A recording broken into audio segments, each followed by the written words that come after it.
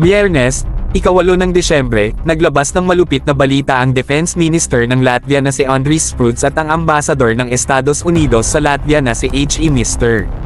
Christopher Robinson. Ipinahayag nila na balak ng Latvia na bumili ng Naval Strike Missile Coastal Defense Systems, na gawa ng mga utak na galing sa kilalang Norwegian company na Kongsberg at sa sikat na US manufacturer na Raytheon. Hala, bawal ang magpahangin, mga pare, dahil ang halagang ito ay aabot sa $105 million.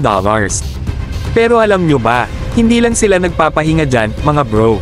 Ang United States ay tutulong ng malaking halaga para sa pagbili ng mga ito. Sila ang magtatakda ng 70% ng kabuoang gastos. Ang tawag dyan, solid teamwork. Sa kabilang banda, ang Latvia naman ang magtatakda ng natitirang 30% ng agreed costs.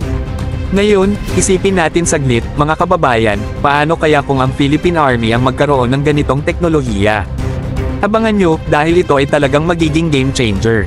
Ang Naval Strike Missile Coastal Defense System ay may kahangahangang kakayahan na tamaan ang mga target sa dagat at sa lupa sa layong aabot sa 185 kilometro. Ma-imagine nyo ba ang dagok na ibibigay nito sa ating pambansang seguridad? Talagang napakalakas. At heto pa, mga bro, ang mga sistemang ito ay ginagamit na rin ng ibang mga miyembro ng NATO tulad ng USA, Poland, Germany, Norway, Romania, United Kingdom, Canada, at Netherlands. Kung ang Philippine Army ay sasali sa elite na liga na ito ay pagpapakita ng ating determinasyon na patatagin ang ating bansa at makipagsabayan sa ating mga kalyadong bansa. Tandaan na i-hit ang like button, mag-subscribe sa channel, at ibahagi ang inyong saloobin sa comment section sa ibaba.